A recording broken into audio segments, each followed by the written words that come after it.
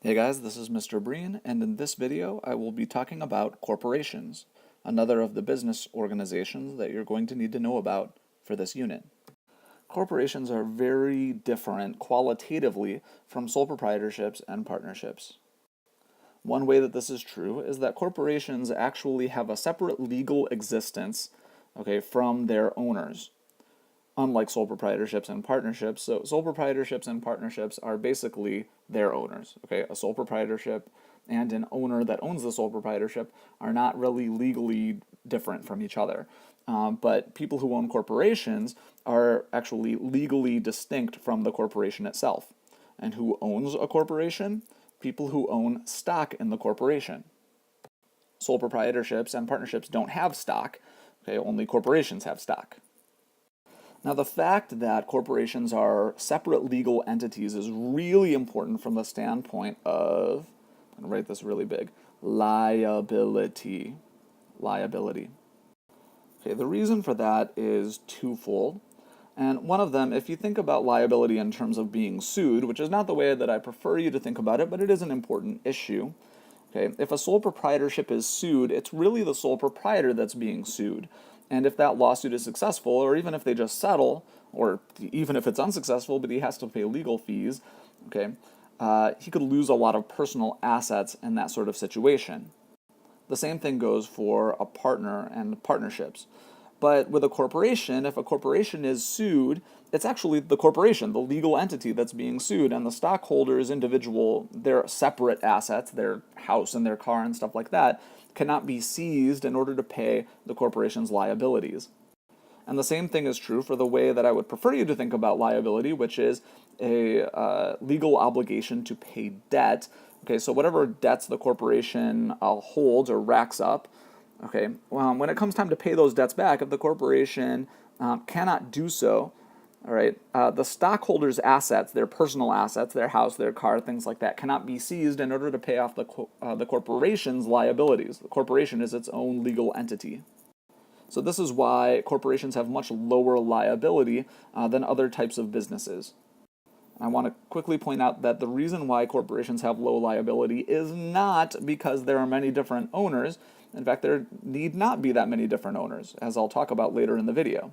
So corporations have a number of characteristics that are different from other business types. So one is that you have to get a certificate of incorporation, or we might just for short call it a corporate charter.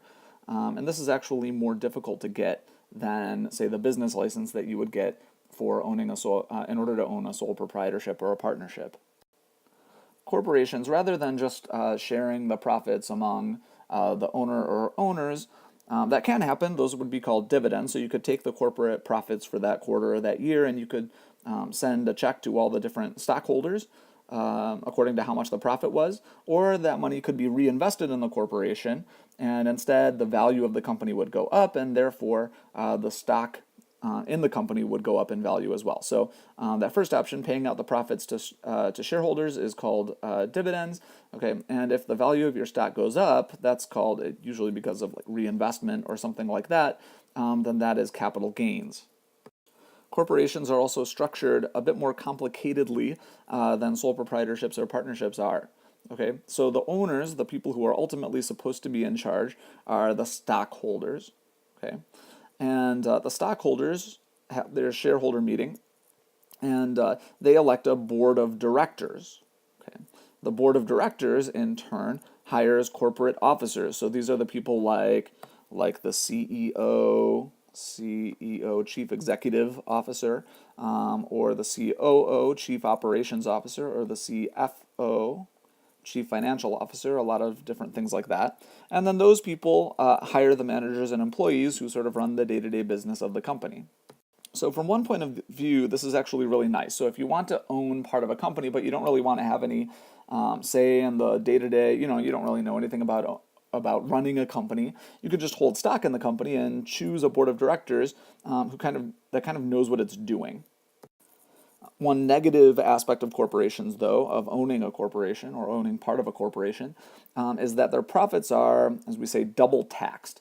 So corporate profits are taxed as corporate income. So there's a corporate income tax, and that's one tax. But then either that money, the money that's left over after taxes, either it's paid out in dividends, which is taxed again, okay,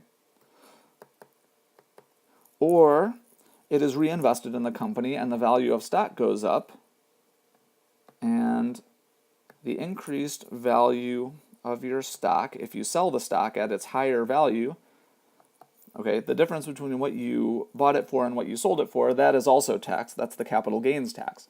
So corporate money, corporate profits are taxed twice. So a lot of people think that corporations are a very low tax kind of thing compared to other business organizations. And it's true that some corporations are able to evade many different kinds of taxes.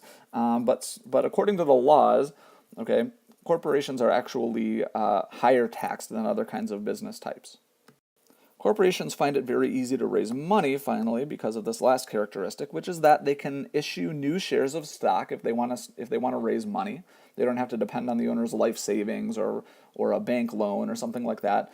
Or they can raise money, they can borrow money by selling bonds, which are basically IOUs. So they can sell an IOU saying, all right, whatever corporation this is, will pay back this amount of money plus some interest in 10 years' time or 20 years' time or something like that. Okay, so in addition to stocks, that's another way that corporations can raise money. This is not a way of raising money that is available, by the way, to other kinds of business, to sole proprietorships or partnerships. Okay, sometimes I'll write on things, I'll write NB, which means Nota Bene, which is Latin for note well. Okay, so I want you to note these two things well. Two mistakes that a lot of students make very typically, very frequently. And one of them is that large companies are always corporations. Now, oftentimes, large companies are corporations, and there's a good reason for that. It's that corporations, because they can sell stocks and they can sell bonds, and they have just easier ways of raising money, and because they have less liability than other kinds of businesses, often are able to become larger than other types of businesses. Now, it's not because they have more owners or something like that, okay, which is the next thing I want to address, which is that corporations are always large companies. Okay, corporations can be quite small, actually.